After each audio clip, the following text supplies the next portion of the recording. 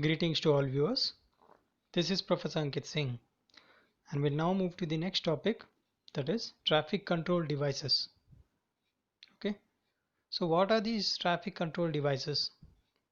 These are a few devices which are used in order to regulate or control so as to increase the safety and the efficiency of movement of vehicles on the roads. Okay, so now let us have a look at the need of traffic control devices. Why do we need these?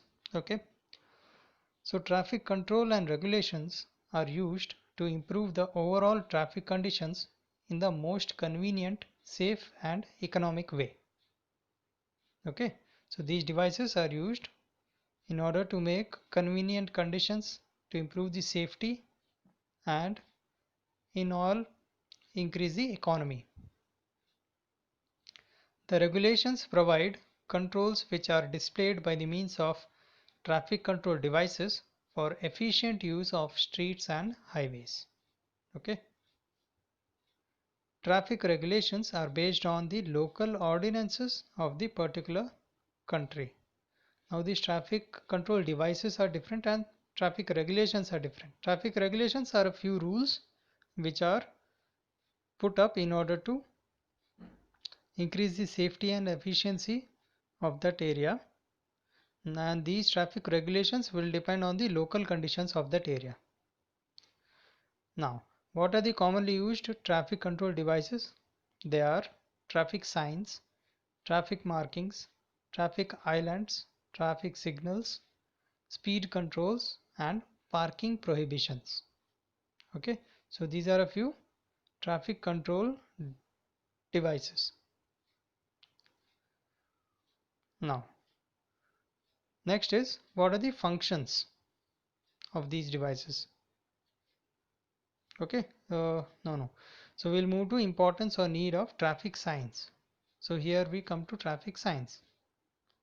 So what are the functions of traffic signs? They give timely warning or of hazardous situations when they are not self-evident. Okay, if the condition of the road surface or the road environment is such that any hazardous situation might occur, then in order to give a warning we provide signboards. Okay, those are known as traffic signs. Okay, so this is one function.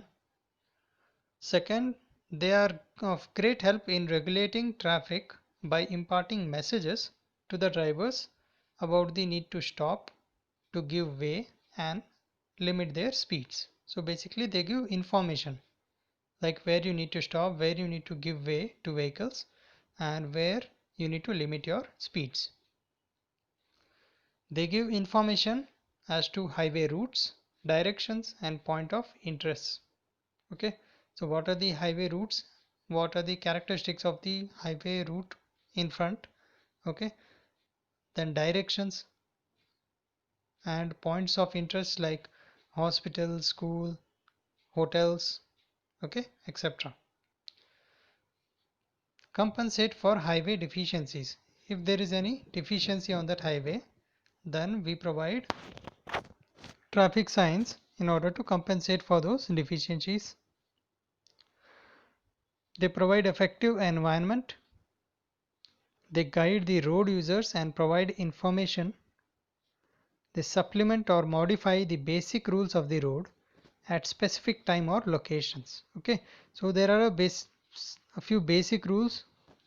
While on Indian roads we need to, when we are traveling using a vehicle, we need to travel on the left side. Okay, and we need to regulate our speeds at crossings like zebra crossing or near hospitals or near schools. Okay, so basically what happens is these traffic signs will help us in supplementing these basic traffic rules. They help the road users in unfamiliar areas. If there is an area which you don't know about, okay, and you're traveling there, then these traffic signs can help you around that area. Now, classification of traffic signs. Basically, there are three types of traffic signs. They are mandatory or regulatory signs, cautionary or warning signs, and information signs or informative signs. Okay. So the first type is mandatory or regulatory sign. These signs are used to inform road users of certain rules and regulations to improve safety and free flow of traffic. Okay, so these signs will inform the road user regarding the rules and regulations of that road, which will help them to improve the safety of the road users. Okay, and to provide efficient flow of traffic. These signs include signs such as stop, give way, speed limits, no entry, etc. Okay, which give notice of special obligations, prohibitions or restriction with which the road user must comply. Okay, so these signboards need to be followed compulsorily. Okay, the regulatory signs are classified under the following subheads. Okay, they can be stop and give way signs, prohibitory signs, no parking and no stopping signs, speed limit and vehicle control signs, restriction and sign, compulsory direction control and other signs. Okay, so these are sub classifications of regulatory signs. Now here you can see in a picture the different types of signs which fall under the mandatory and regulatory signs, like stop, give way, one way, no entry, no way in both directions, left and prohibited, overtaking prohibited, horns prohibited, this is the speed limit. Okay, and all these are compulsory turning signs. Okay, here you need to compulsorily take a left, compulsory ahead, compulsory right turn, and so on. Okay, height of the stop sign is 900 mm above the ground level. Give way sign is 900 mm and it is a equilateral triangle, this one. The other signs are 600 mm in dia. Okay, so all these are circular and their diameter is 600 mm. For more details you can refer this IRC code, that is IRC 67 2012. The next type of signs is cautionary or warning signs.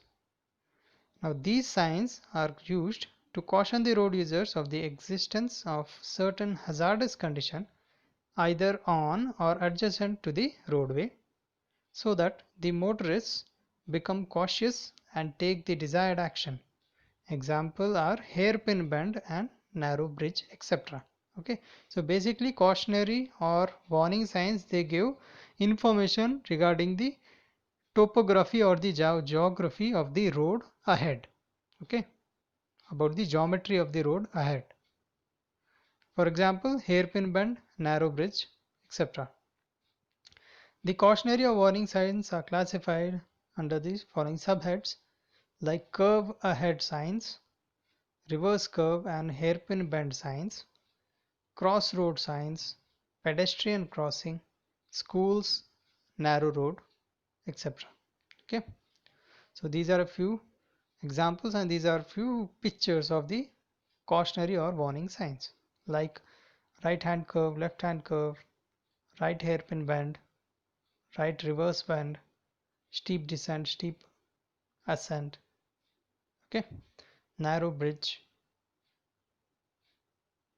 crossroad, okay, staggered intersections, etc.